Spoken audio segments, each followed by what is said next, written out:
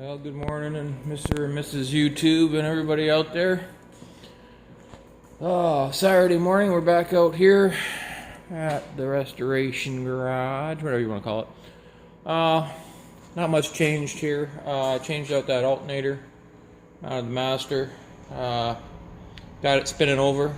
Not quite running yet. Got a few other little doodads to take care of, but we're there. We're getting close. We're gonna have this thing running under its own power by the end of the day, I hope. I see no reason why we shall not. So anyways, guys, there we go. We gotta get the inner fender wells in there. We've got to get the door seals on, the trunk seals on. We gotta get the door handles on, the door locks. We gotta get this thing out of here because there's more coming. Okay, guys, so bring you along later. See ya.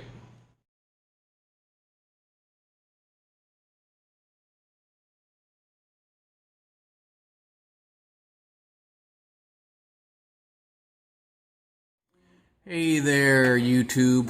I just wanted to point out there's some fellas, I don't know these people, discussions, let's call it, on Facebook and different forms of media about these hoists being, for starters, dangerous.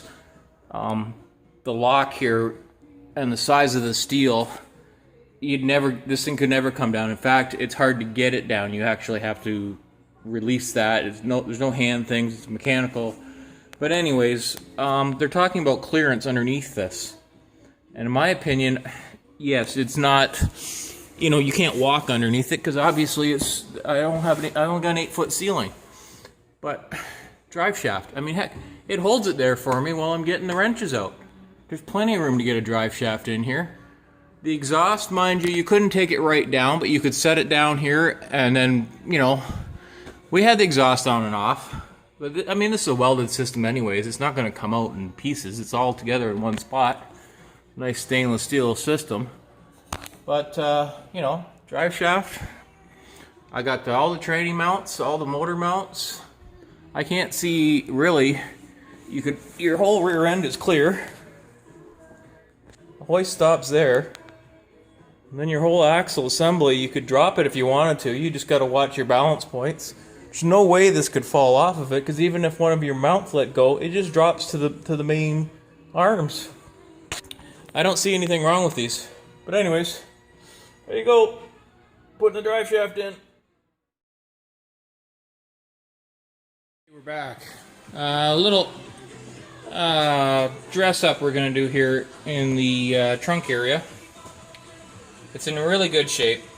Right there, I have sprayed some of this material already. I think it's a pretty good match, but I'm going to paint the whole trunk anyways. Inexpensive rattle can. What are they calling it here? Trunk paint. Hey, Duplicolor. But if you go to my store in my town, they don't have any, because I bought it all. Anyways, that's what we call hoarding. But I'm going to shoot this and I'll bring you back. I'll give you a shot of it. There's your before. That was your before. This is your after. Now, I thought I was hoarding when I said I took all 4 cans that were on the shelf. I used 3 of them. It's actually very thin. It requires multiple coats, it says after I read it.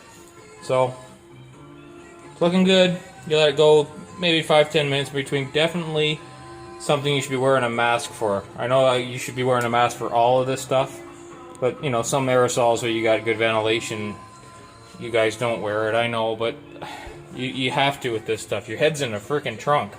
This thing's got some serious propellant. I don't know what it is, but I think it looks pretty good.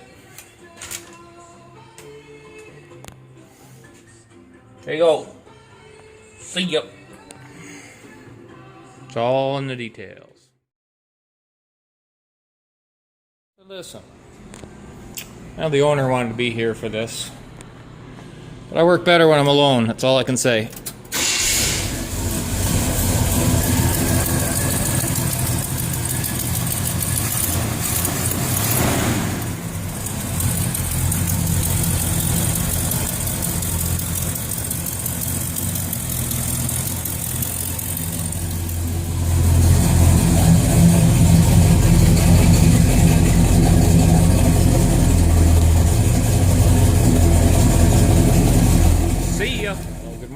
Mr. and Mrs. YouTube. It's Sunday morning. We are back out in the shop. Wife came out yesterday and started on her car anyways. She got a little frustrated. It's no big deal.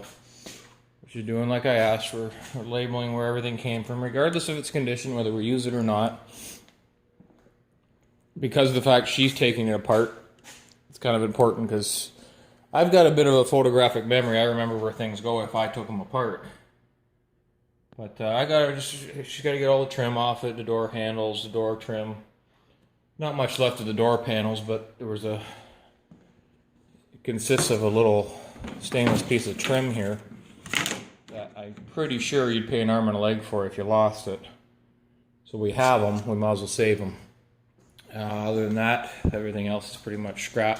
Trying to get this one off in one piece. We're having trouble getting the clips off. I mean, I don't think they've ever been apart. You try and hook them and they're just really stiff. But other than that, everything's just coming out nicely. It's obviously not an Ontario car. It hasn't seen any salt because the screws actually turn. Well, anyways, enough about that. Got my second Timmy's in me now. Gotta get on this thing soon. This one's gonna be winding up shortly. Had a little issue with the brake master yesterday. Could not get it to bleed.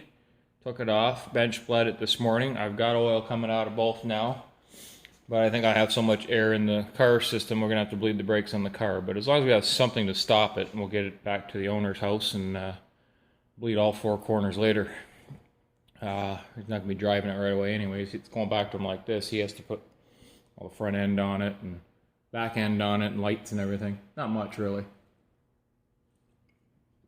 I started on the door, putting the weather stripping on, door handles,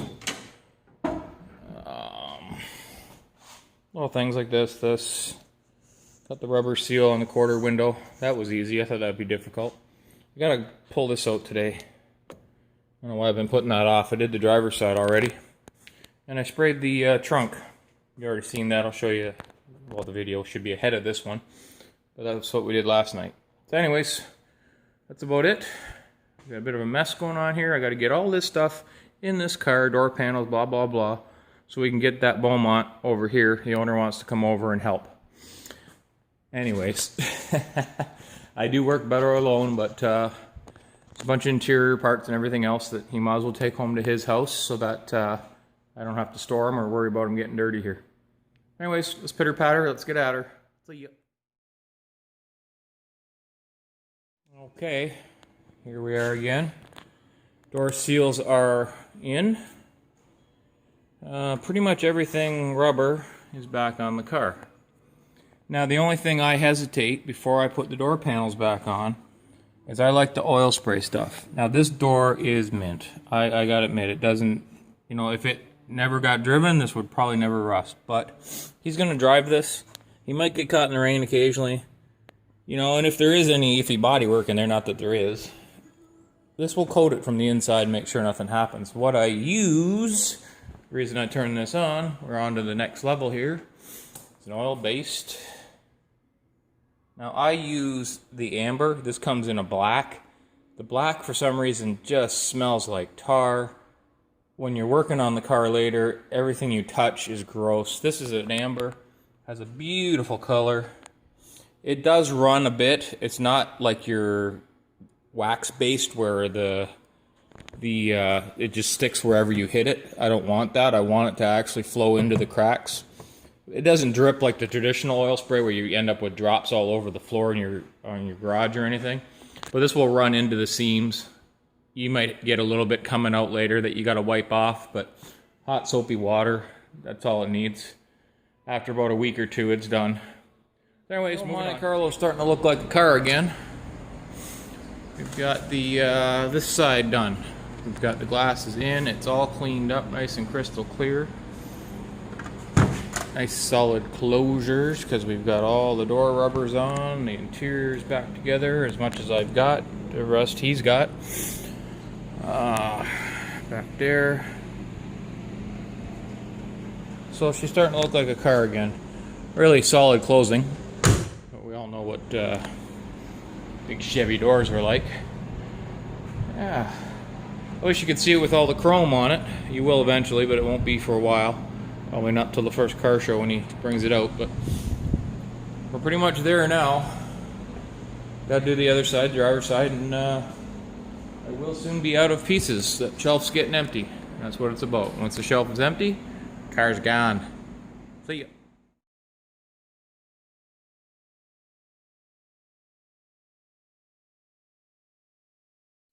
Let's see what happens.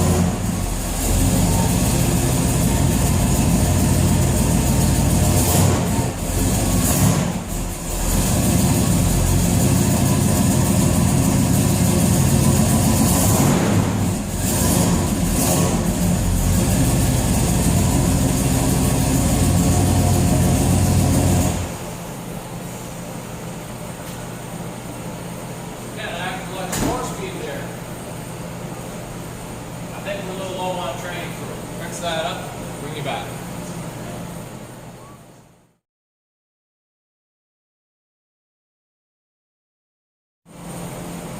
Let's see what happens now.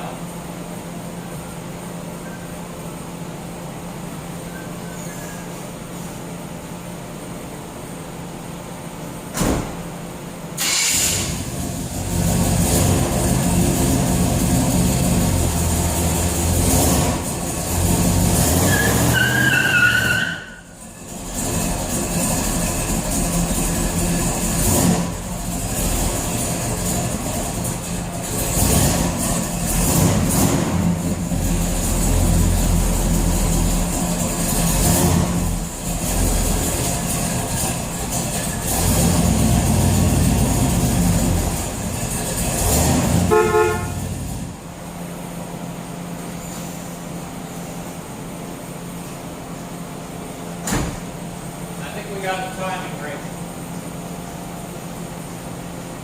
Not bad for a beginner. But there you go. 1970 Monte Carlo. 454 SS. Can't wait to see it with all its chrome on it. Looks kind of dark like that. What we got here is a couple old Chevys. Just hanging out. This old Chevy doesn't want to run quite right. But this old Chevy should fire up real good. Because I tuned it. But think about the noise factor. I don't know what it is about these young punks and their hot rods and their leaky exhaust pipe.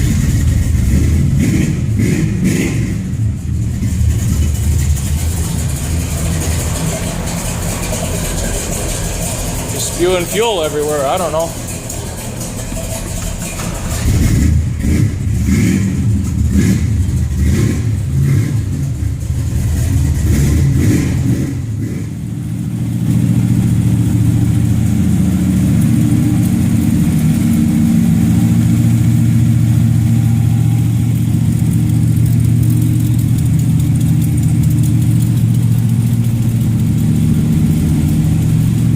All we need now is some young girl to drop a flag.